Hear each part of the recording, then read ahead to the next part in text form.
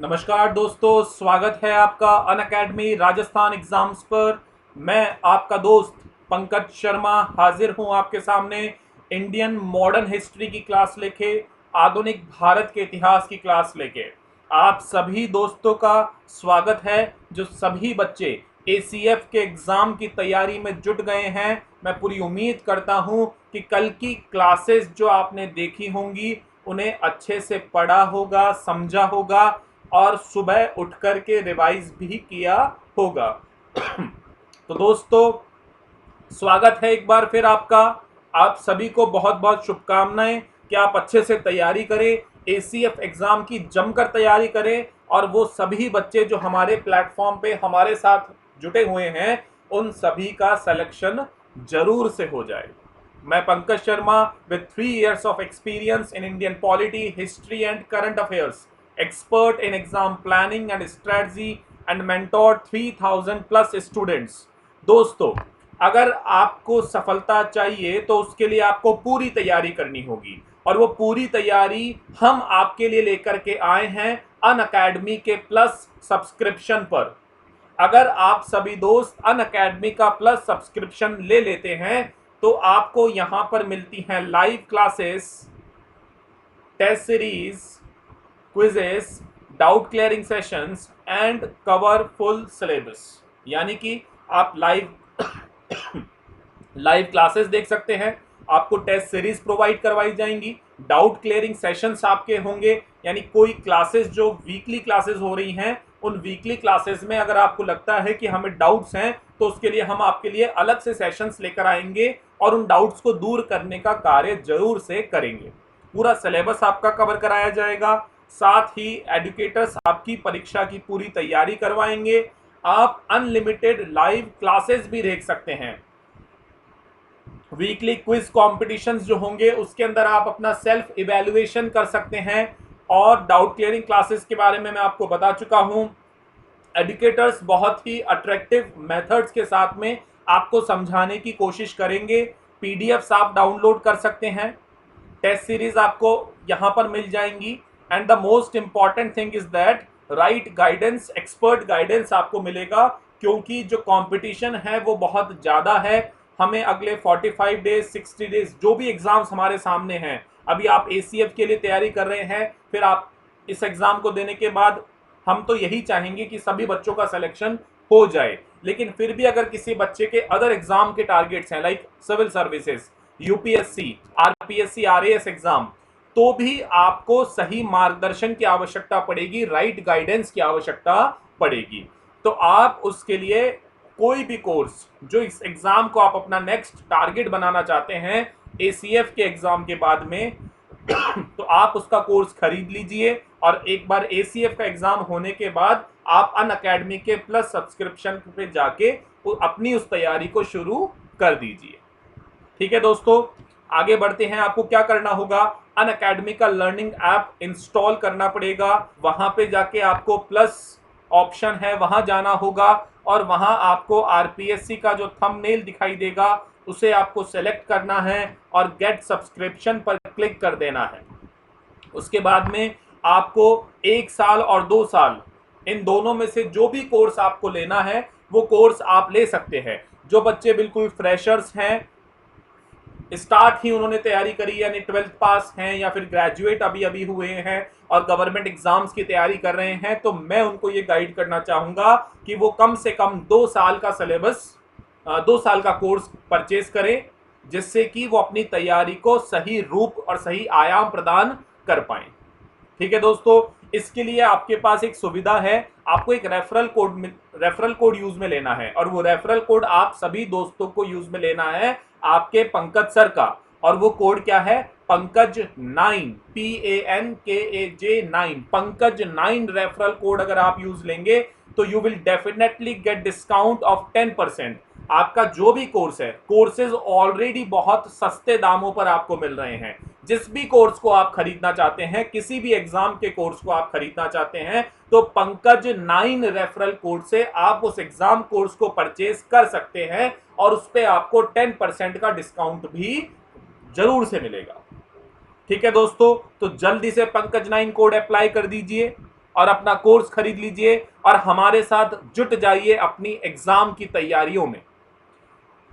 Telegram पे Unacademy RPSC channel को join करना है, जहां पे आपको इंपॉर्टेंट नोटिफिकेशंस मिलती रहेंगी। साथ ही यूट्यूब चैनल हमारा, जिस पर हम आपके लिए अभी एसीएफ की सारी क्लासेस लेकर के आ रहे हैं, उन सभी क्लासेस को आप देख रहे हैं। साथ ही अपने दोस्तों के साथ शेयर कर लीजिए, उन्हें लाइक कर लीजिए, बेल आइकन को प्रेस कर लीजिए, जिससे कि आप सारे नोटिफिकेशंस आपको मिलते रहें। पीडीएफ्स को आप डाउनलोड कर सकते हैं। तो दोस्तों आगे बढ़ते हैं। आधुनिक भारत के इतिहास की हम कल एक क्लास देख चुके हैं, जिसमें हमने देखा कि जो आधुनिक भारत के इतिहास की जो मुख्य कहानियां शुरू होती हैं वो यूरोपियन देशों के भारत में आने से शुरू होती है, जिसमें हमने देखा कि पुर्तगाली जो थे वो भारत में सबसे पहले आए 20 मई 1498 को। दोस्तों जिन्होंने कल मेरी क्लास ली थी उनके लिए एक छोटा सा रिवीजन सेशन, जिसे हम पुरानी बातों को रिकॉल करते चले और याद करते चले। तो 20 मई 1498 को वास्को डी गामा कालीकट पहुंचते हैं। वहां पे राजा जमोरीन, वहां के कालीकट के जो राजा थे, वो उनका स्वागत करते हैं। वास्को डी गामा वापस से भारत आते हैं और कन्नौर में एक व्यापारिक फैक्ट्री की स्थापना कर देते हैं। बाद में कालीकट, कन्नौर और कोचीन, तो पुर्तगालियों ने जो ऑफिशियल रूप में मैंने आपको बताया था, ऑफिशियल तरीके से अपनी पहली व्यापारिक फैक्ट्री की स्थापना कोचीन में करी थी। ठीक है दोस्तों, तो अगर सवाल पूछा जाए कि पुर्तगालियों ने अपनी प्रथम फैक्ट्री कहां स्थापित करी, कोचीन में स्थापित करी। दूसरी बात देखिए, भारत में पुर्तगाली शक्ति का उदय कैसे कैसे और कब होता है। 1505 में फ्रांसिस्को दी अल्मीडा को पहला पुर्तगाली गवर्नर बनाया गया, जो कि एक ब्लू वाटर पॉलिसी, नीले पानी की नीति लेकर के आए, जिस नीति के अंतर्गत वो भारत के सभी तटीय क्षेत्रों पर अपना अधिकार स्थापित करना चाहते थे। साथ ही साथ हिंद महासागर को संपूर्ण तरीके से completely they want to capture Indian Ocean, तो हिंद महासागर पर अपना संपूर्ण नियंत्रण स्थापित करना चाहते थे। 1509 में फ्रांसिस्को डी अल्मीडा के बाद अल्बुकर्क आता है, जिसे पुर्तगाली सत्ता का वास्तविक संस्थापक बताया गया है। 1510 में बीजापुर के सुल्तान से गोवा को अपने अधिकार में ले लेता है और बाद में गोवा को पुर्तगाली अपनी राजधानी बना देते हैं। ठीक है दोस्तों, और पुर्तगाली शक्ति के पतन के मैंने आपको कई कारण बताए थे, जिसमें एक मुख्य कारण ये भी था कि उन्हें दक्षिण अमेरिका में सोने की खानें मिल गई थी, जिससे कि वो वहां पर उन्होंने अपना ध्यान भारत से हटा के दक्षिण अमेरिका पे लगा लिया था। दूसरा एक कारण ये था कि उन्होंने भारतीयों के धर्म के साथ में छेड़छाड़ करनी प्रारंभ कर दी, उन्होंने ईसाई धर्म को यहाँ फैलाना प्रारंभ कर दिया। इस कारण से वो भारत के लोगों का विश्वास नहीं जीत पाए। बात समझ में आ रही है दोस्तों? इस कारण से वो भारत के लोगों का विश्वास नहीं जीत पाए। साथ ही पुर्तगालियों के आने के बाद अन्य व्यापारिक शक्ति यानी अन्य यूरोप के देश जैसे डचेज आ गए, फिर अंग्रेज आ गए, फिर फ्रांसीसी आ गए, तो इनको अनेक व्यापारिक प्रतिद्वंदी कॉम्पिटिटर्स का सामना करना पड़ा। और जो कॉम्पिटिटर्स थे वो ज्यादा ताकतवर थे, सैन्य शक्ति के रूप में भी, यानी सैन्य पावर के रूप में भी ताकतवर थे, साथ ही व्यावसायिक रूप से भी ज्यादा ताकतवर थे, जिस कारण से पुर्तगाली यहाँ पर भारत में ज्यादा लंबे समय तक अपना शासन स्थापित नहीं कर पाए। ठीक है दोस्तों, तो भारत में पुर्तगाली क्या क्या दे करके गए, पुर्तगालियों ने भारत को क्या क्या नई चीजें दी। तंबाकू की खेती दी, साथ ही मैंने आपको कल बताया था आलू, मक्का, लाल मिर्च, इन सब की खेती भी पुर्तगालियों ने भारत में शुरू करी। पश्चिमी और पूर्वी तट पर कैथोलिक धर्म का प्रचार प्रसार किया। भारत और एशिया में ईसाई धर्म का प्रचार प्रसार करने वाले प्रथम यूरोपीय जो थे वो पुर्तगाली ही थे। 1556 में गोवा में भारत की पहली प्रिंटिंग प्रेस स्थापना करी। ये उनका सबसे ज्यादा महत्वपूर्ण योगदान था, जहां पर उन्होंने 1500 इंडियन मेडिसिनल प्लांट्स नाम से एक वैज्ञानिक कार्य और एक उसकी प्रिंटिंग करी थी, एक तरह का बुक पब्लिश मान सकते हैं आप। कार्टेज सिस्टम को उन्होंने भारतीयों को दिया, जिसके अंतर्गत समुद्र में एक समुद्री सीमा तय करना और उस समुद्री सीमा के अंतर्गत उस देश का अधिकार जमाना, और उस समुद्री सीमा में अगर किसी दूसरे देश का जहाज आता है तो वो देश जिसने उस समुद्री सीमा पर अपना अधिकार जमा रखा है वो उससे एक शुल्क वसूल करता है। अगर दूसरा देश का जहाज शुल्क देता है तो वो उसे एंट्री देता है, अन्यथा वो उस पर कड़ी कार्रवाई, सैन्य कार्रवाई कर सकता है। अगला देखते हैं। फिर हमने देखा था डच उपनिवेश के बारे में। 1602 में नीदरलैंड की यूनाइटेड ईस्ट इंडिया कंपनी आई थी। 1605 में डचों ने आंध्र प्रदेश के मसूलीपट्टनम में अपनी पहली फैक्ट्री स्थापित कर दी थी। डचों ने 1656 में पुर्तगालियों से सिलोन जीत लिया और 1671 में पुर्तगालियों के मालाबार तट पर किलों पर भी कब्जा कर लिया। पुर्तगालियों से नागापट्टिनम जीतने के बाद डच काफी सक्षम हो गए और दक्षिण भारत में अपने पैर जमा लिए। उन्होंने काली मिर्च और मसालों के व्यापार पर एकाधिकार स्थापित कर लिया और आर्थिक दृष्टि से काफी ज्यादा मात्रा में लाभ कमाया। कपास, अफीम, नील, रेशम और चावल में प्रमुख भारतीय वस्तुएं हैं जिनका व्यापार डचों ने किया था। डच शक्ति के पतन के जो कारण थे वो मैंने आपको बताया था कि ब्रिटेन भारत में आ गया था, English east India company Bharat में आ गई थी और उन्होंने डचों को हरा दिया। मैंने आपको बताया था कि 1759 में वॉर ऑफ वेंदारा में, वेंदारा के युद्ध में डचों को अंग्रेजों ने हरा दिया और उसके बाद में डचों का जो सत्ता थी, यहाँ पे डचों की जो शक्ति थी वो धीरे धीरे भारत में कमजोर होती चली गई। यानी वॉर ऑफ वेंदारा के बाद में अंग्रेजी सत्ता ने डच सत्ता को कमजोर कर दिया और फिर बाद में अपनी सत्ता को, यानी अंग्रेजी सत्ता को, ब्रिटिश सत्ता को भारत में स्थापित कर दिया। तो आज हम उसी अंग्रेज सत्ता, ब्रिटेन की सत्ता के बारे में पढ़ने वाले हैं। तैयार है दोस्तों? अभी तक हमने देखा, कल की क्लास का हमने एक छोटा सा रिवीजन कर लिया। मेरे वो दोस्त जो कल की क्लास में भी मेरे साथ थे और आज भी मेरे साथ हैं, उनको रिवीजन हो गया होगा, रिकॉल हो गया होगा। मेरे वो दोस्त जो आज की ही क्लास में मेरे साथ में जुड़े हैं, मैं उन्हें ये कहना चाहूंगा कि आज की क्लास को आप बिल्कुल अच्छे से समझिए। कल की क्लास से आज की क्लास का कोई लेना देना नहीं है, कोई कनेक्टिविटी नहीं है। आज हम बिल्कुल फ्रेश टॉपिक पढ़ रहे हैं और मैं कोशिश भी करता हूं कि अपनी हर क्लास को एक फ्रेश टॉपिक से स्टार्ट करूं, लेकिन जब क्लासेस बहुत ज़्यादा आगे बढ़ जाएंगी तो पिछली क्लासेस के साथ में उनका रेलेवेंस बढ़ता चला जाता है। तो मेरे सभी प्यारे दोस्त, क्लासेस को रेगुलर देखें। जो बच्चे आज जुड़े हैं, अभी सिर्फ एक ही क्लास मॉडर्न हिस्ट्री की हुई है जो कि कल हुई थी, वो उसे जरूर देख लें और इसको ध्यान से समझें। तो मैंने आपको बताया कि वॉर ऑफ वेंदारा में अंग्रेजों ने डच सत्ता को हरा दिया, डचों को हरा करके उन्हें कमजोर कर दिया और भारत से बाहर जाने के लिए मजबूर कर दिया। तो अब हमें 1759 यानी 1759 में ये जो युद्ध हुआ है, तो अब हमें जानना है कि क्या अंग्रेज उसी समय आए थे या पहले ही आ गए थे।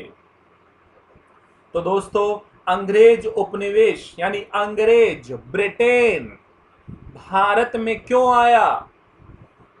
तो क्यों आया? सीधा सा जवाब है कि सर, यूरोप की तरफ से पुर्तगाली भारत में आकर के व्यापार करने लग गए थे। पुर्तगालियों के बाद डच भारत में आकर व्यापार करने लग गए, तो ब्रिटेन को भी व्यापार तो करना था। मैंने आपको कल बताया भी था कि इंग्लैंड के अंदर औद्योगिक क्रांति के समय के बाद वहां पे बड़े बाजारों को ढूंढा जा रहा था। तो उन्होंने ये देखा, जब पुर्तगाल को भारत के अंदर व्यापार करते हुए देखा, भारत के साथ व्यापार करते हुए देखा, और जब उन्हें पता लगा कि पुर्तगाल बहुत बड़ी मात्रा में प्रॉफिट उठा रहा है, लाभ उठा रहा है, उसे व्यापारिक फायदे हो रहे हैं, तो उसने तुरंत अपना ध्यान कहाँ जमा लिया? उसने भारत की तरफ अपना ध्यान जमा लिया, भारत की तरफ अपना ध्यान लगा लिया। और इसी ध्यान को मद्देनजर रखते हुए उन्होंने अंग्रेज व्यापारियों का एक समूह तैयार किया गया, अंग्रेज व्यापारियों का एक समूह तैयार किया गया और उस समूह ने मर्चेंट एडवेंचरस उस समूह का नाम क्या था? Merchant adventurous. इस मर्चेंट एडवेंचरस ने 1599 में ईस्ट इंडिया कंपनी की स्थापना की। महारानी यानी ब्रिटेन की उस समय की महारानी भी ईस्ट इंडिया कंपनी में साझेदार थी, शेयर होल्डर थी। बात समझ आ रही है दोस्तों? पुर्तगालियों को व्यापारिक मुनाफा कमाते हुए देखकर भारत में अंग्रेजों के मन में भी लालच आया, अंग्रेजों का भी ध्यान भारत की तरफ आकर्षित हुआ और इसी आकर्षण ने वहां के व्यापारियों का एक समूह मर्चेंट एडवेंचरस ने 1599 में ईस्ट इंडिया कंपनी की स्थापना कर डाली, जिस कंपनी में वहां की महारानी खुद भी पार्टनर थी, शेयर होल्डर थी। शेयर होल्डर्स वो लोग होते हैं जो कंपनी की पूंजी में हिस्सेदार होते हैं और उनका एक परसेंटेज, एक प्रतिशत की मात्रा में शेयर होल्डरशिप होती है और वो सभी कंपनी के बराबर बराबर मालिक होते हैं, कंपनी के भागीदार होते हैं, पार्टिसिपेंट्स होते हैं। यहां तक की कहानी क्लियर है क्या? तो 1599 में कंपनी तो बन गई। अब क्या होगा? 31 दिसंबर 1600 को कंपनी ने महारानी एलिजाबेथ प्रथम, उस समय की जो वहां की महारानी थी, महारानी एलिजाबेथ प्रथम से शाही चार्टर। अब देखो, बहुत ज्यादा कंफ्यूज नहीं हो जाना कि सर ये शाही चार्टर क्या है। शाही चार्टर मतलब एक प्रकार का आज्ञा पत्र, ऑर्डर लेटर। जैसे जब आप सभी दोस्तों का एसीएफ में सिलेक्शन हो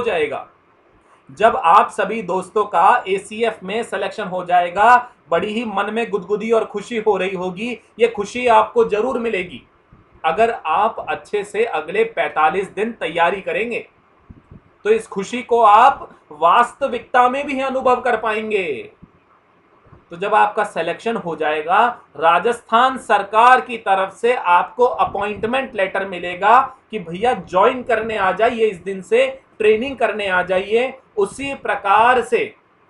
उसी प्रकार से महारानी ने एक चार्टर प्रस्तुत किया, एक आज्ञा पत्र दे दिया कंपनी को कि भारत में जाइए और व्यापार करिए और खूब सारा मुनाफा कमाइए, प्रॉफिट कमाइए और फिर मेरे हिस्से का प्रॉफिट मुझ तक भिजवा दीजिए। आ रही है बात समझ में?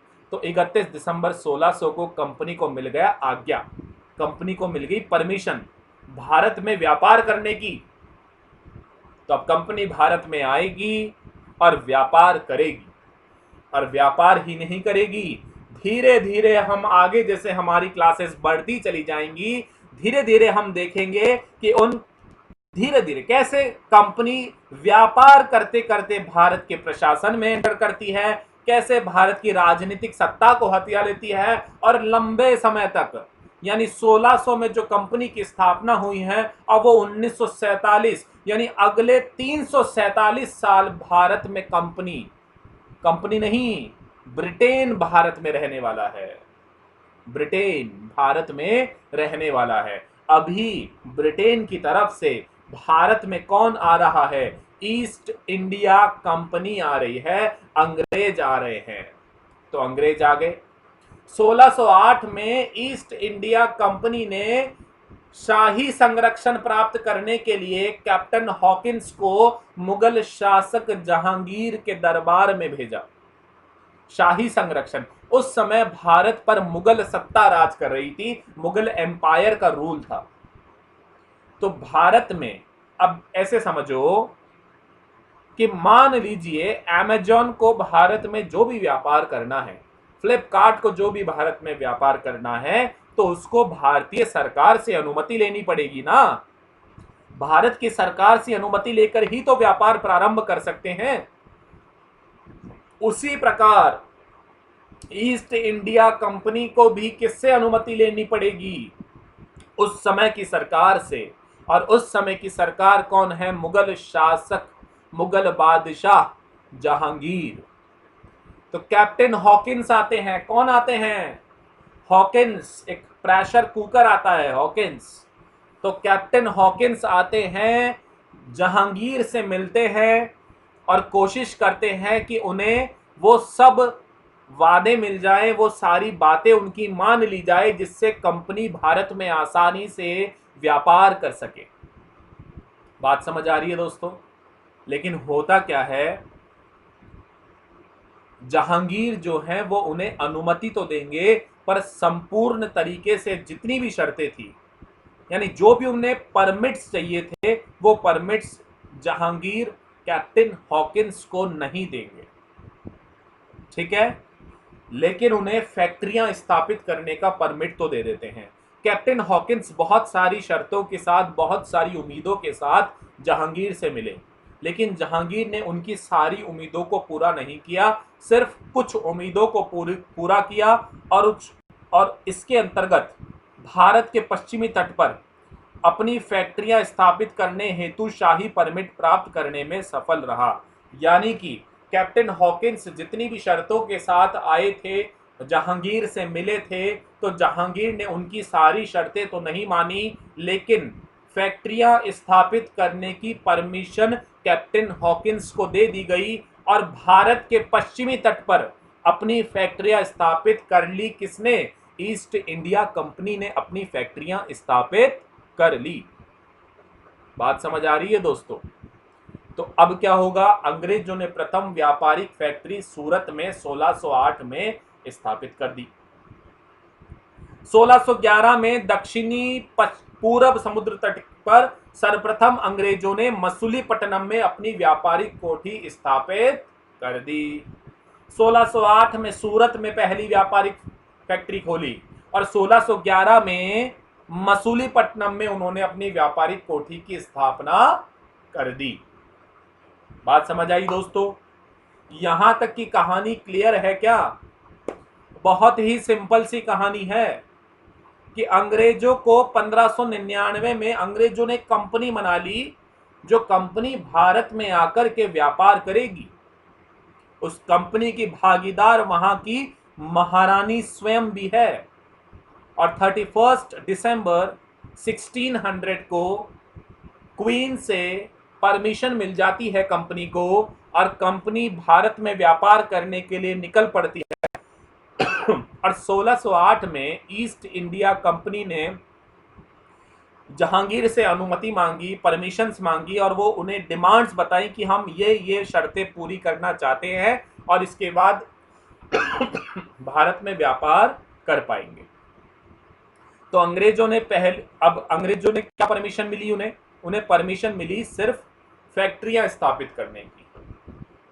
तो फैक्ट्री स्थापित करने की परमिशन मिलने के बाद में 1608 में सूरत में पहली व्यापारिक कोठी की स्थापना कर दी गई और 1611 में दक्षिण पूरब तट पर मसूलीपट्टनम में भी व्यापारिक कोठी की स्थापना अंग्रेजों के द्वारा कर दी गई। आगे बढ़ते हैं दोस्तों। देखिए अब क्या होगा। अब ये होगा कि कैप्टन हॉकिंस जिन शर्तों के साथ में जहांगीर से मिला था, वो सारी शर्तें क्या पूरी हो पाई क्या? तो आप बोलेंगे सर बिल्कुल नहीं हुई। वो तो बहुत सारी शर्तों के साथ आया होगा, लेकिन उसे तो सिर्फ यही परमिशन मिली कि वो व्यापारिक कोठियां स्थापित कर सकते हैं। तो अब अंग्रेज दोबारा कोशिश करेंगे, कंपनी दोबारा कोशिश करेगी, और इस दोबारा कोशिश में ही 1615 में उस समय इंग्लैंड के राजा थे जेम्स प्रथम ने सर थॉमस रो को, इन्हें कई जगह पे टॉमस रो भी बोलेंगे, तो टॉमस रो या थॉमस रो ये याद रह जाएगा, नाम नहीं पूछा जाएगा आपसे। आपको बस इतना देखना है कि 1615 में इंग्लैंड के राजा जेम्स प्रथम ने टॉमस रो को कंपनी के लिए और अधिक छूटें मिल सके, और अधिक डिस्काउंट्स मिल सके, और अधिक परमिशंस मिल सके, इसके लिए दोबारा भारत में भेजा। और उस समय भी भारत के जो मुगल शासक थे वो जहांगीर थे, और उन्हें कहां भेजा? जहांगीर के दरबार में भेज दिया। यानी कि 1608 में कैप्टन हॉकिंस जो आए थे, जो सारी परमिशन प्राप्त करने में असफल हो गए थे, अब दोबारा किसको भेजा गया है? दोबारा टॉमस रो को भेजा गया है, इंग्लैंड के राजा जेम्स प्रथम की तरफ से।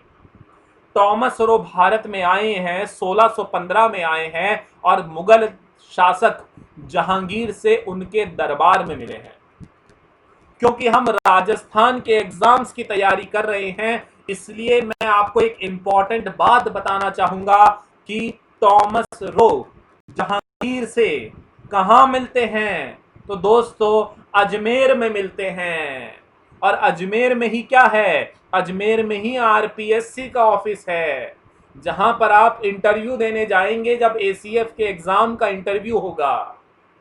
तो अब अच्छे से याद रहेगा कि सर टॉमस रो जो है वो जहांगीर से मिलने उसके मुगल दरबार में आया, और उस समय मुगल दरबार कहां लगा हुआ था, अजमेर में लगा हुआ था। अजमेर में मिलते हैं टॉमस रो किससे, जहांगीर से मिलते हैं। और कहां मिलते हैं, अकबर के किले में मिलते हैं। समझ रहे हो, अकबर का किला, वहां मिलते हैं, जिस किले का नाम क्या था, अकबर का किला।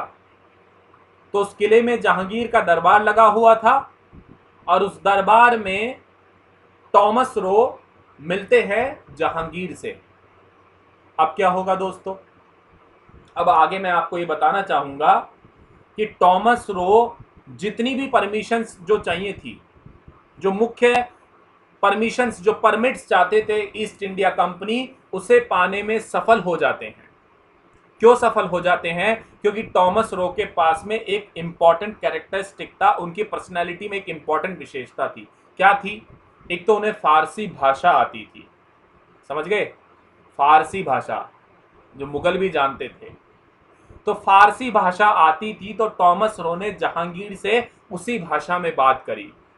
इससे क्या हुआ, टॉमस रो जहांगीर को अपनी सारी बातें समझाने में सफल हो गए और उन्होंने इंप्रेस कर दिया उनको।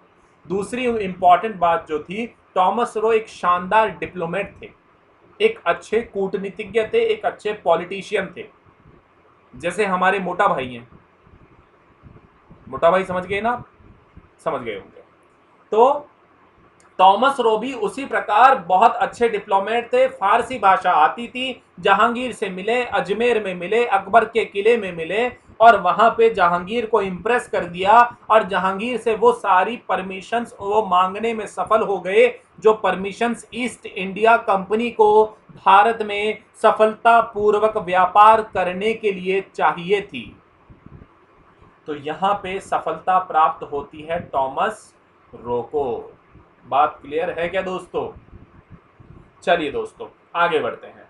अब आगे हम देखेंगे, अब आगे क्या होगा, आगे इसी क्रम में एक इंपॉर्टेंट इवेंट और हो जाता है। 1661 और 62 के समय की ये बात है। उस समय में इंग्लैंड के वहां के प्रिंस थे चार्ल्स सेकंड। चार्ल्स सेकंड का विवाह होता है पुर्तगाल की राजकुमारी कैथरीन से। पुर्तगाल की राजकुमारी कैथरीन ब्रिगेंजा से उनका विवाह होता है इंग्लैंड के प्रिंस चार्ल्स सेकंड का। और पुर्तगाली क्या करते हैं, क्योंकि पुर्तगाली भारत में रह के गए हैं, लंबे समय रह के गए, तो उन्होंने कोस्टल एरियाज पर अपनी पकड़ बना ली थी, तटीय क्षेत्रों पे अपनी पकड़ बना ली थी। ये हमने कल की क्लास में भी देखा और आज भी देखा। ब्लू वाटर पॉलिसी जो उनकी थी, उसके अंतर्गत उन्होंने भारत के तटीय क्षेत्रों पे पकड़ बना ली। और एक ऐसा ही तटीय क्षेत्र भारत में कौन सा था, बंबई। बंबई में तट है ना, समुद्र से जुड़ा हुआ है। जुहू बीच कभी गए होंगे कोई आप लोग घूमने, बंबई जब गए होंगे तो उस तटीय क्षेत्र पे यानी बंबई पर किसका अधिकार था, पुर्तगालियों का अधिकार था। पुर्तगालियों ने दहेज के रूप में इंग्लैंड को बंबई दे दिया। बताइए साहब, बड़े नवाब, बड़े बड़े शौक, दहेज में बंबई दे दिया। तो उनका क्या गया, क्या बंबई पुर्तगालियों का था क्या, क्या बंबई अंग्रेजों का था क्या? बंबई तो भैया हमारा था, हम भारतीयों का था। तो उन्हें फ्री की चीज देने में क्या जोर आएगा। तो पुर्तगालियों ने अपनी बेटी राजकुमारी कैथरीन को दहेज के रूप में बंबई दे दिया और इंग्लैंड को सौंप दिया। अब इंग्लैंड के राजा के पास में, वहां के प्रिंस के पास में दहेज के रूप में क्या आ गया, बंबई। ठीक है दोस्तों। तो अब इंग्लैंड क्या करता है, 1668 में बंबई को 10 पौंड पर ईयर, हर साल का 10 पौंड के किराए पर ईस्ट इंडिया कंपनी को दे देता है कि भैया ईस्ट इंडिया कंपनी तुम बंबई को संभालो, लेकिन हमें तो हर साल 10 पौंड का किराया दे देना। 10 पौंड प्रति वर्ष की दर पर ईस्ट इंडिया कंपनी को सौंप दिया। और कंपनी ने फिर क्या किया, पश्चिमी तट पर अपना व्यापारिक मुख्यालय सूरत से कहां ट्रांसफर कर दिया, बंबई में ट्रांसफर कर दिया। यानी कंपनी का पश्चिमी तट पर जो मुख्यालय था, जो सूरत में था, उसे अब उन्होंने कहां ट्रांसफर कर दिया, बंबई में ट्रांसफर कर दिया। तो इस प्रकार से बंबई की कहानी समझ में आ गई होगी आपको। चलिए दोस्तों आगे बढ़ते हैं। आगे हम देखते हैं 1639 में ईस्ट इंडिया कंपनी ने एक स्थानीय राजा से मद्रास को पट्टे पर प्राप्त कर लिया और वहां पर अपनी फैक्ट्री की सुरक्षा हेतु फोर्ट सेंट जॉर्ज का निर्माण किया। बाद में मद्रास कंपनी का दक्षिण भारतीय मुख्यालय बन गया। ठीक है दोस्तों, एक्चुअली इसमें हुआ क्या था वो समझो, आप कहानी समझा देता हूं आपको। 1639 में वहां पे जो वहां के स्थानीय राजा थे उस समय में, उस स्थानीय राजा से उन्होंने एक गांव खरीदा। पट्टे पर हम कब लेते हैं चीजें, मान लीजिए कोई जमीन आप जब खरीदते हैं तो उसका पट्टा करवाते हैं, यानी बॉर्डरिंग। तो 1639 में ईस्ट इंडिया कंपनी ने वहां के स्थानीय राजा से एक गांव था, उस गांव को खरीद लिया। और उस गांव का नाम क्या था वो बता देता हूं आपको मैं। गांव का नाम था चेन्नई। गांव का नाम क्या था, चेन्नई। चेन्नई गांव खरीद लिया ईस्ट इंडिया कंपनी ने और वहां पर एक सुंदर शहर का निर्माण करने की नींव डाल दी। 1639 में ईस्ट इंडिया कंपनी ने चेन्नई नाम का एक गांव वहां के स्थानीय राजा से खरीद लिया और वहां पर एक शहर की नींव डाली, जो बाद में बनकर के क्या नाम हो गया, मद्रास। समझ रहे हो। तो मद्रास इस तरह से बना। चेन्नई नाम का एक गांव था, उस मद्रास को हम उस समय मद्रास कहते थे, अब क्या कहते हैं, चेन्नई, जो पहले उसका नाम था। तो चेन्नई नाम का गांव खरीदा और वहां पे नींव डाली एक शहर की, जो मद्रास बना। वहां पर फोर्ट सेंट जॉर्ज का निर्माण किया। तो मद्रास की जो नींव डाली, जो प्रारंभ में उसके बनने की शुरुआत थी, वो किसने करी थी, फ्रांसिस डे ने। एक तरह से हम कह सकते हैं मद्रास का संस्थापक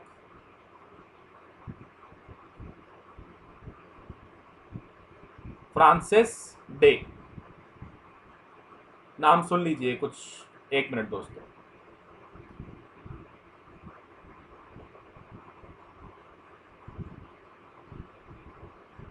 दोस्तों एक मिनट रुकिएगा, कुछ टेक्निकल प्रॉब्लम हो रही है।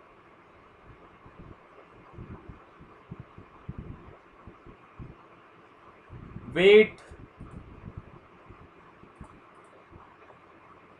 पीपीटी कुछ क्लोज हो गई है, कुछ ऑप्शन चूज करने से। 2 मिनट का वेट लीजिए। जो मैंने पढ़ाया है आपको अभी तक, उसको थोड़ा सा रिकॉल करिए, रिवाइज करिए, इधर उधर ध्यान नहीं भटकाना है।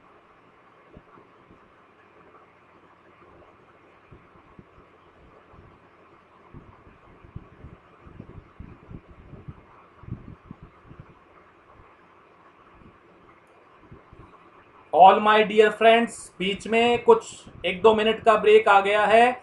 सामने बैठे रहिए अपने लैपटॉप के और मोबाइल के, ठीक है।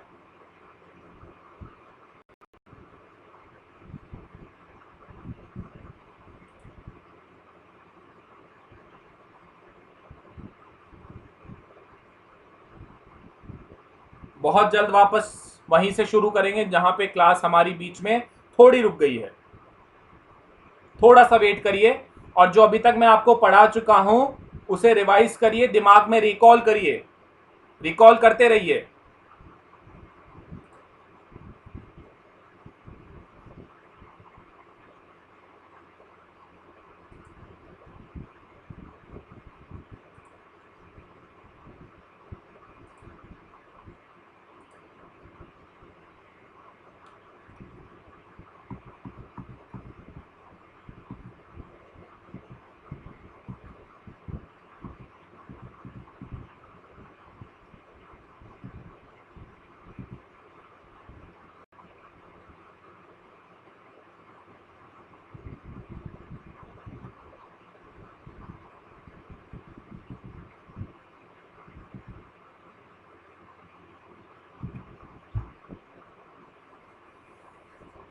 ठीक है दोस्तों, वापस आ जाइए, यहाँ ध्यान दीजिए।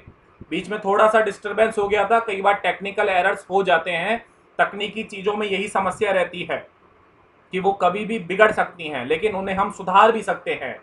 तो जल्दी से अपने ध्यान को सुधारिए और इधर आ जाइए। मैं आपको बता रहा था कि 1639 में ईस्ट इंडिया कंपनी ने स्थानीय राजा से चेन्नई नामक एक गांव खरीदा और नींव डाल दी मद्रास की। और मद्रास में उन्होंने अपनी जो फैक्ट्रियां थी उन फैक्ट्रियों की सुरक्षा हेतु क्या करा, फोर्ट सेंट जॉर्ज नाम से, फोर्ट सेंट जॉर्ज नाम से एक किला बनवाया।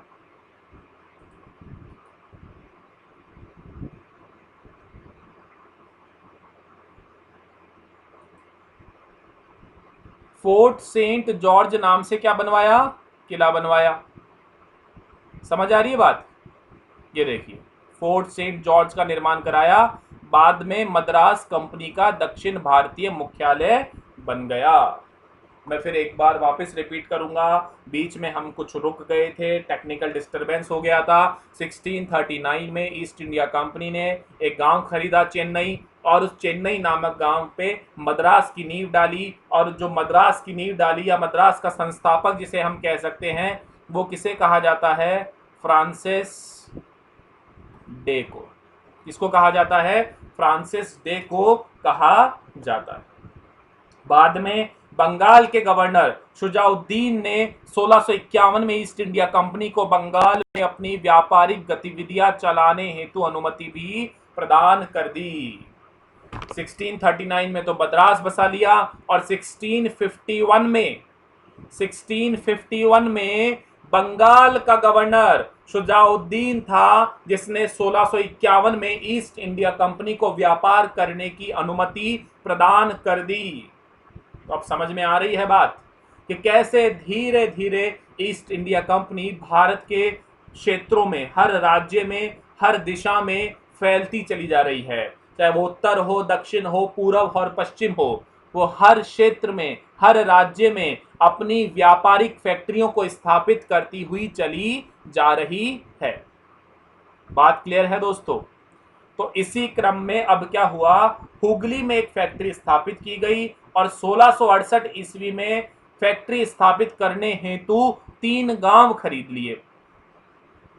हुगली में एक फैक्ट्री स्थापित कर दी गई, और 1668 में बंगाल में और फैक्ट्रियां स्थापित करने के लिए अंग्रेजों ने, ईस्ट इंडिया कंपनी ने 3 गांव खरीद लिए, जिसमें एक गांव का नाम सूतानाटी था, एक का गोविंदपुर था, और एक कोलकाता था। 3 गांव खरीदे दोस्तों ईस्ट इंडिया कंपनी ने बंगाल में, और बंगाल में जो वो गांव खरीदे उन तीनों का नाम क्या है, सूतानाटी, गोविंदपुर एंड कोलकाता। इन तीनों गांवों को मिलाकर के कंपनी ने स्थापना करी उस कलकत्ता शहर की, जिस कलकत्ता शहर को हम आज देखते हैं, और वहां पे बनवाया फोर्ट विलियम। देखिए, अंग्रेज जो थे वो, उनकी एक बात की तो तारीफ करनी पड़ेगी। क्या? बोले सर बड़े सिस्टमेटिक थे, बड़े डिसिप्लिन में थे, और दिमाग से काम करते थे, जोश में काम नहीं करते थे। बड़े ही सिस्टमेटिक तरीके से तकनीकी रणनीति बना करके, स्ट्रेटजी बनाना बहुत जरूरी होता है जीवन में सफलता प्राप्त करने के लिए। समझ रहे हो? सफलता प्राप्त करने के लिए जीवन में रणनीति बनाना जरूरी होता है, एक बेहतरीन और एक शानदार रणनीति बनाना जरूरी होता है। इसलिए अनअकैडमी और अनअकैडमी की टीम यानी हम लोग आपके लिए बेहतरीन रणनीति के साथ में हमारे कोर्सेज लेकर के आते हैं। विश्वास करिएगा और एक बार पढ़ के देखिए, पढ़ तो रही हैं। उसी विश्वास के अंतर्गत अनअकैडमी आपको सफलता प्रदान करने के लिए बेहतरीन रणनीति के साथ कोर्सेज बनाती है। तो आपको भी क्या करना है, पंकज 9 कोड को यूज लेना है और अनअकैडमी प्लस का सब्सक्रिप्शन जल्द से जल्द ले लेना है।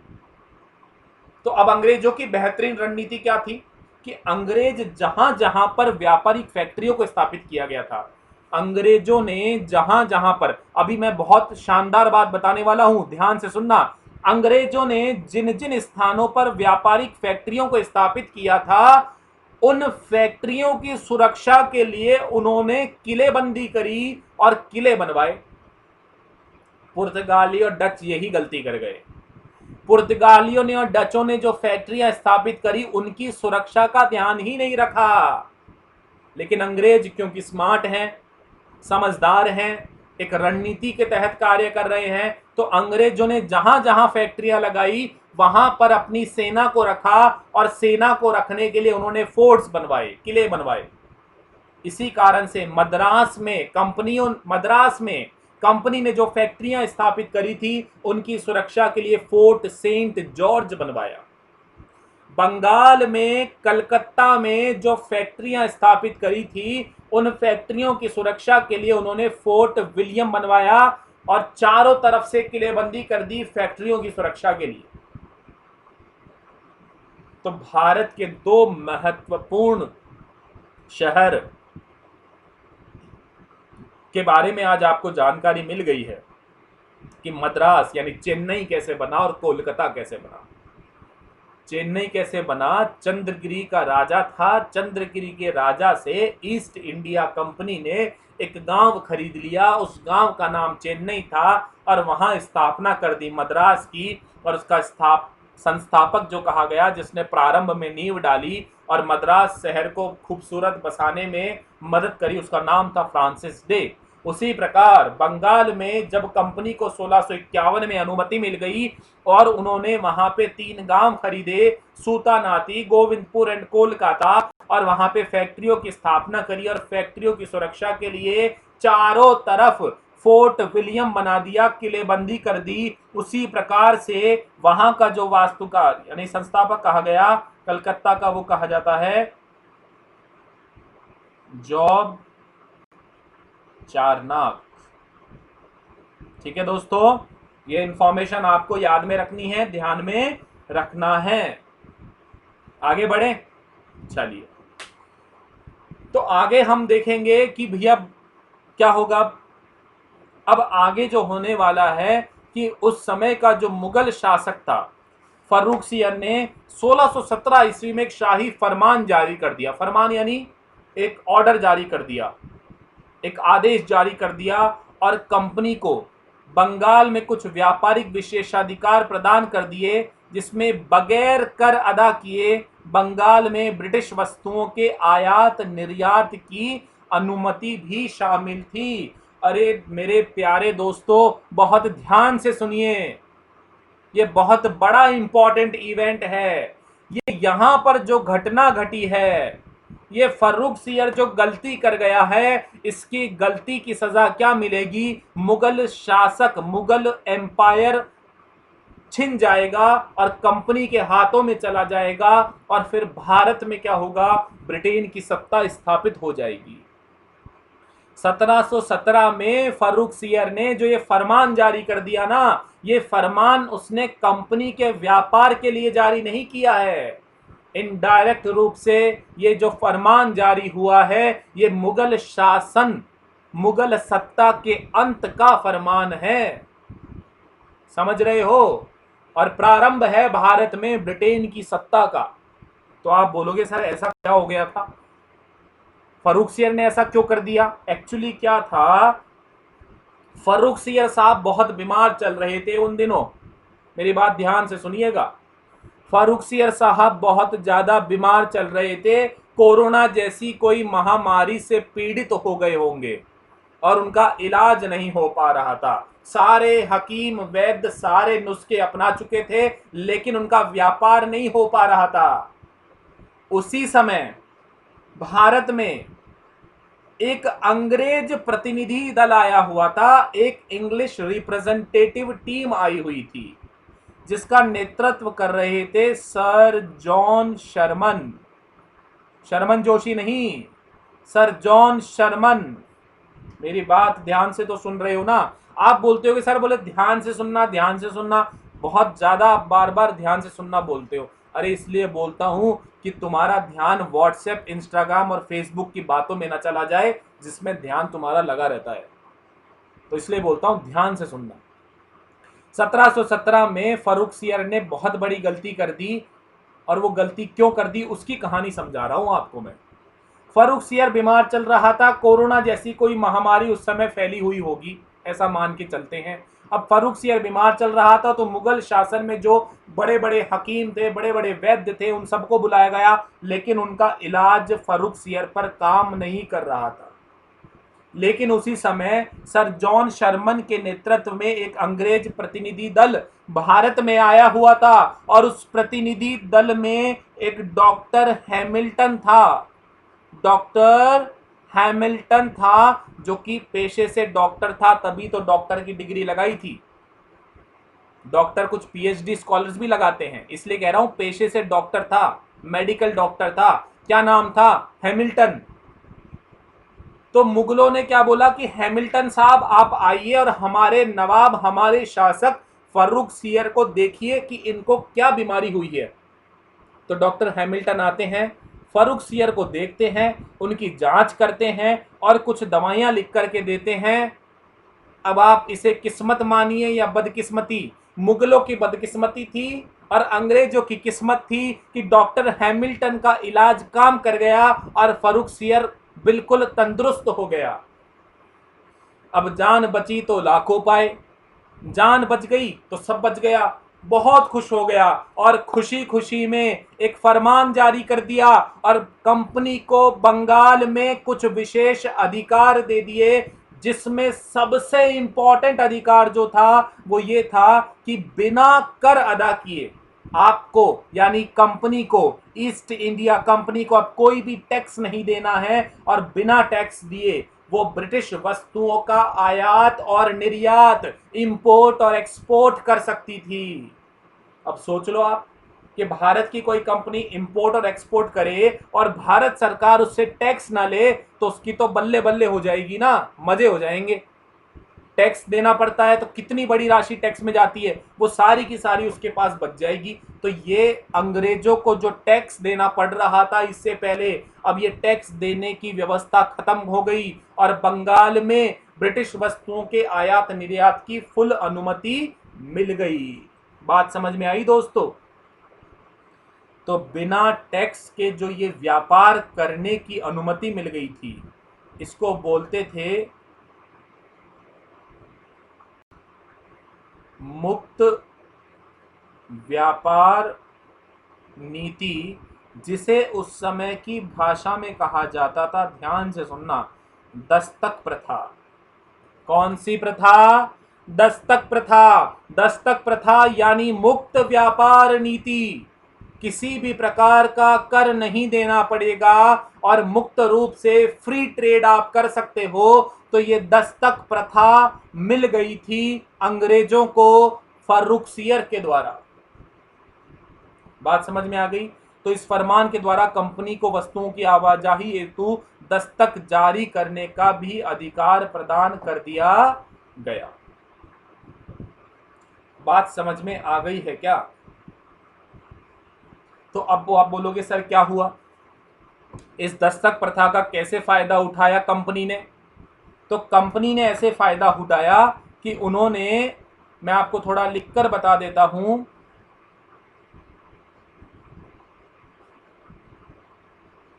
आज गर्मी थोड़ी ज्यादा है तो कंप्यूटर थोड़ा सा स्लो हो गया है ऐसा लगता है। चलो दोस्तों आ जाओ। अब क्या हुआ, तो ये दस्तक प्रथा मिली है ना, मुक्त व्यापार नीति, यानी कि कोई टैक्स अदा नहीं करना पड़ेगा, कर अदा नहीं करना पड़ेगा, no tax. Without tax East India Company can do import and export. Clear है? इसके साथ साथ में और क्या मिला, 10,000 रुपए साल के देने पड़ेंगे और सूरत में भी उन्हें मुक्त व्यापार नीति, फ्री ट्रेड फैसिलिटी यानी कि दस्तक प्रथा मिल गई। यानी 10,000 रुपए साल के दे दो और 10,000 रुपए साल के दे करके अब सूरत में भी कंपनी को दस्तक प्रथा यानी without given tax, no tax के वो व्यापार कर सकती थी। दूसरा, कलकत्ता के आसपास 38 गांवों की जमींदारी किसको मिल गई? कंपनी को मिल गई। यानी 38 गांव दे दिए कंपनी को। बताओ आप, अभी तक तो कंपनी क्या कर रही थी, चेन्नई गांव खरीद रही थी, फिर मद्रास बना रही थी, सूतानाती, गोविंदपुर और कोलकाता गांव खरीद के कलकत्ता की स्थापना करी रही थी। अब फ्री में 38 गांव दे दिए। कलकत्ता के आसपास के 38 विलेजेस कंपनी को मिल गए, तो उन्हें तो फ्री फंड में बहुत सारा लैंड मिल गया।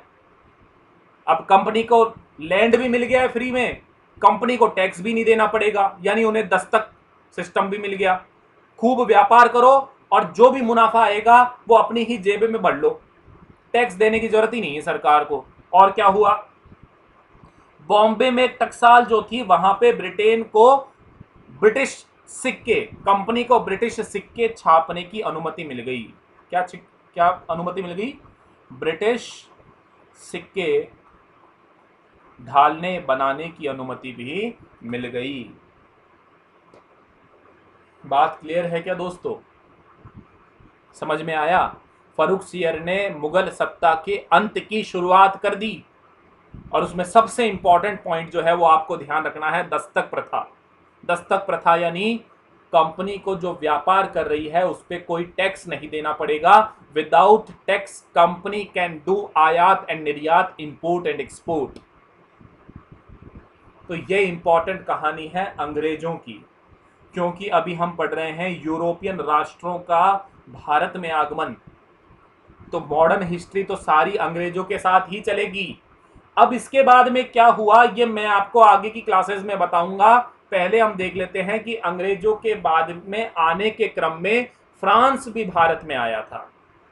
फ्रांसीसी ईस्ट इंडिया कंपनी की स्थापना 1664 में लुई सोल्वे, इसमें ज्यादा इंपॉर्टेंट बातें नहीं हैं, कुछ फैक्ट्स हैं जो आपको याद में रखने हैं। फ्रांसीसी ईस्ट इंडिया कंपनी की स्थापना 1664 ईस्वी में लुई सोल्वे के शासनकाल में भारत के साथ व्यापार करने के उद्देश्य से की गई थी। तो फ्रांसीसी ईस्ट इंडिया कंपनी की स्थापना कब हुई? 1664 में। उस समय वहां का राजा था लुई 16 और भारत के साथ व्यापार करने के उद्देश्य से इस कंपनी की स्थापना हुई। फ्रांसीसियों ने 1668 में सूरत में पहली फैक्ट्री की स्थापना करी और 1669 में मसूलीपट्टनम में फैक्ट्री की स्थापना करी। अंग्रेजों ने भी पहली फैक्ट्री 1608 में सूरत में ही लगाई थी। फ्रांसीसियों ने भी पहली फैक्ट्री 1668 में सूरत में ही लगाई थी। ठीक है दोस्तों। 1673 में बंगाल के मुगल सूबेदार ने फ्रांसीसियों को चंद्रनगर में बस्ती बनाने की अनुमति प्रदान कर दी। ठीक है दोस्तों, चंद्रनगर में बस्ती बनाने की अनुमति प्रदान कर दी। 1674 ईस्वी में 1674 में फ्रांसीसियों ने बीजापुर के सुल्तान से पौंडीचेरी नाम का गांव प्राप्त किया और एक संपन्न शहर की स्थापना करी, जो बाद में भारत में फ्रांसीसियों का प्रमुख केंद्र बन गया।